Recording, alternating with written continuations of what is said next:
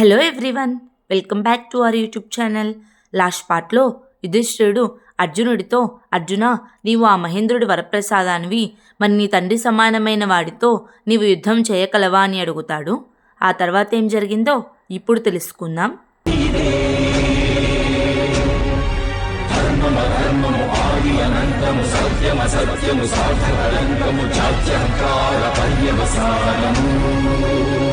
శక్తిదే భక్తిదే జీవన్ముక్తికి మార్గమిదే పంచమ వేద సారం మహాభారతం. కృష్ణుడు చూపిన లీల ఇది, జీవన వేద మార్గమిది, గీత జనించిన క్షేత్రమే ఇది మహాభారతం.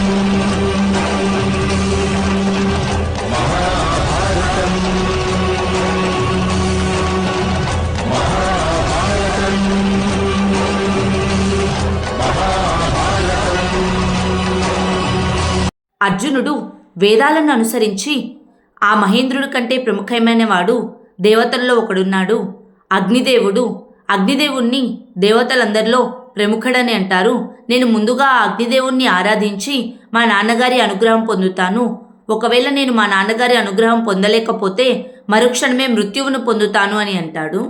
వెంటనే ద్రౌపది, కానీ ఇంతటి పెద్ద వనాన్ని నాశనం చేయటం సాధ్యం కాదు కదా, ఒక వృక్షాన్ని చంపడం అంటే 100 మంది మనుష్యులను హత్య చేసినంత పాపం అని అంటుంది. అప్పుడు అర్జునుడు, దిగులు పడవద్దు పాంచాలి, నేను అగ్నిదేవుణ్ణి ప్రార్థిస్తాను, కేవలం మాయాసుడి మాయను మాత్రమే భుజించవలనని, వృక్షాలకు ఎలాంటి హాని కలిగించవద్దని అంటాడు. ఆ తరువాత భీముడు, మాయాసుడి మాయ ప్రబలమైనది అర్జున, నీవు వానిని దహించగలవా అని అడుగుతాడు. వెంటనే అర్జునుడు, భీమన్నయ్య, అగ్నిదేవుణ్ణి సర్వభక్షకుడు అని అంటాడు, సర్వాన్ని భుజించగలడు, మాయాసుడి మాయను కూడా దహించగలడు అని అంటాడు. వెంటనే ధర్మరాజు, కానీ నాగులకు ఎటువంటి హాని జరగకూడదు అర్జున, మనుషులను రక్షించడం కోసం మనం ఈ నాగుల్ని హత్య చేస్తే అది అధర్మం అవుతుంది అని అంటాడు.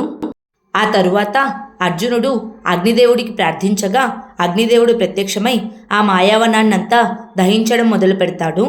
అప్పుడు మాయాసుడు తక్షకుడు దగ్గరికి వెళ్ళి, నాగరాజా, ఇప్పటికీ మించిపోయింది లేదు, పాండవుని శరణు కోరండి అని చెప్తాడు.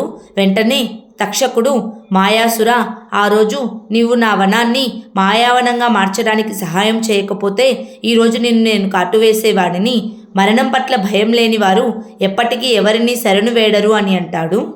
అదే సమయంలో మహేంద్రుడు ప్రత్యక్షమై, పాండుపుత్ర అర్జున, నీవు పరిధులను అతిక్రమించకు, ఈ వనం నా సంరక్షణలో ఉంది అని అంటాడు.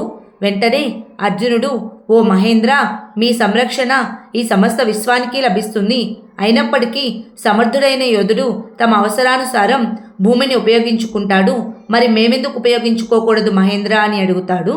అప్పుడు మహేంద్రుడు, ఎందుకంటే ఇక్కడున్న నాగులన్నీ నా రక్షణలో జీవిస్తున్నాయి అని అంటాడు. అప్పుడు అర్జునుడు, ఈ నాగులందరూ నిర్దోషులైన మానవుల్ని దండించి అపరాధం చేశారు, మరి ఇటువంటి అపరాధులను రక్షించడం దేవతామూర్తులకు మంచిది కాదు కదా మహేంద్ర అని అంటాడు. వెంటనే మహేంద్రుడు, అర్జున, నాకు ధర్మపాఠాలు నేర్పించకు, నా శక్తి ముందు నీవు ఇంకా బాలుడవే అని అంటాడు. అప్పుడు అర్జునుడు, నేను మీ బాలుడినే కదా మహేంద్ర, తమ తండ్రి భుజాల మీద కూర్చున్న బాలుడి దృష్టికి తమ తండ్రి కన్నా ఇంకా ఎక్కువ దూరమే కనిపిస్తుంది అని అంటాడు. వెంటనే మహేంద్రుడు కోపంతో, అర్జున, వెంటనే ఇక్కడి నుంచి వెళ్ళిపో, లేదంటే నీకు మృత్యువు లభిస్తుంది అని అంటాడు. అప్పుడు అర్జునుడు, ఈ జీవితం మీరిచ్చిన ప్రసాదమే కదా మహేంద్ర, నేను ధన్యుడనవుతాను, ఒకవేళ మృత్యువు కూడా మీ కారణంగానే సంభవిస్తే అని అంటాడు. ఆ తర్వాత మహేంద్రుడికి అర్జునుడికి పోటాపోటీగా యుద్ధం జరుగుతూ ఉంటుంది. అదే సమయంలో తక్షకుడు వెంట ఉన్న పాములన్నీ ప్రాణభయంతో బయటికి పారిపోతూ ఉంటాయి. అప్పుడు తక్షకుడు, ఓ బుద్ధిలేని నాగులారా, మీరెక్కడికి వెళ్తున్నారు, మనల్ని ఎవరూ ఏమీ చేయలేరు, మూషికాలను భక్షించే మీకు ఆ మూషికాల వలె పిరికితనం అంటుకుందా ఏమిటి, మీరు భయపడకండి, మనల్ని ఎవరూ భుజించలేరు, ఏమీ చేయలేరు అని చెప్తున్నా సరే ఆ పాములు బయటికి వెళ్ళిపోతూ ఉంటాయి. వెంటనే తక్షకుడు మహేంద్రుడితో, ఓ మహేంద్ర, వజ్రాయుధాన్ని ప్రయోగించండి, మీరు మీ వాగ్దానాన్ని నిలబెట్టుకోవాలని మరొకండి అని అంటాడు. అప్పుడే మాయాసురుడు కూడా వెళ్ళిపోతూ ఉండగా తక్షకుడు, ఓ మాయాసురా, నీవెక్కడికి వెళ్తున్నావు? నీవు నా ఆశ్రయంలో ఇంతకాలం ఆనందంగా జీవించావు కదా, మరి ఇప్పుడు ఈ మిత్రుడిని వదిలేసి ఎక్కడికి వెళ్తున్నావు అని అంటాడు. వెంటనే మాయాసురుడు, తక్షక, నాకు నీతో ఒప్పందం ఉండేది. నీవు నన్ను కానీ నేను నిన్ను కానీ ఏమీ చేయకూడదని. కానీ ఇప్పుడు మన ప్రాణులందరికీ ఇది సంకట గడియ. ఇప్పుడు నువ్వు నన్ను కానీ నేను నిన్ను కానీ కాపాడలేము.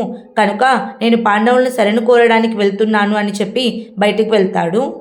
ఆ తరువాత మహేంద్రుడు తన అస్త్రాన్ని ఉపయోగించి ఒక బండరాయిని అర్జునుడి మీదకు వేయగా ఆ బండరాయి ముక్కలుగా విరిగిపడి అర్జునుడి మీద పడుతుంది. పాండవులంతా చాలా భయపడతారు. వెంటనే అర్జునుడు ఆ బండరాల లోపల నుంచి బయటకు వచ్చి, ఓ మహేంద్ర, నేను మీ కొడుకుని, మీ కూతురు అయిన దేవసేన యొక్క భర్త కార్తికేయుడుకు మహాభక్తుడను. నేను అంత సులభంగా మీ చేతిలో ఓడిపోను అని అంటాడు. వెంటనే దేవేంద్రుడు కోపంతో తన చేతిలోకి వజ్రాయుధాన్ని తీసుకుంటాడు. అప్పుడు ద్రౌపది, ఓ దేవేంద్ర, ఇది మీకు వారికి మధ్య జరుగుతున్న సామర్థ్యానికి పరీక్ష కాదు. కేవలం మా రాజ్య ప్రజలకు ప్రాణదానం ఇవ్వమని వారు అడుగుతున్నారు. అంతేకాని మిమ్మల్ని అవమానించాలన్న ప్రయత్నం కాదు. వజ్రాయుధాన్ని కాదు మహేంద్ర, మా పైన మీ కృపావృష్టిని చూపించండి అని బ్రతిమిలాడుతుంది. ఆ తర్వాత అర్జునుడు, దేవేంద్రుడి చేతిలో ఉన్న వజ్రాయుధమా, నేను నిన్ను వేడుకుంటున్నాను, నా దివ్యాస్త్రాన్ని గౌరవించి నీవు శాంతించు అని తన దివ్యాస్త్రాన్ని వేయగా దేవేంద్రుడు కూడా వజ్రాయుధాన్ని వేస్తాడు. ఆ రెండిటి మధ్య ఏం జరుగుతుందా అని అందరూ ఆశ్చర్యంగా చూస్తూ ఉండగా మధ్యలోకి ఒక సుదర్శన చక్రం వస్తుంది. అందరూ అటువైపు చూడగా వాసుదేవుడు వస్తూ ఉంటాడు. ఆ తర్వాత ఏం జరిగిందో నెక్స్ట్ పార్ట్లో తెలుసుకుందాం. Please like, share and subscribe to our YouTube channel. Thank you.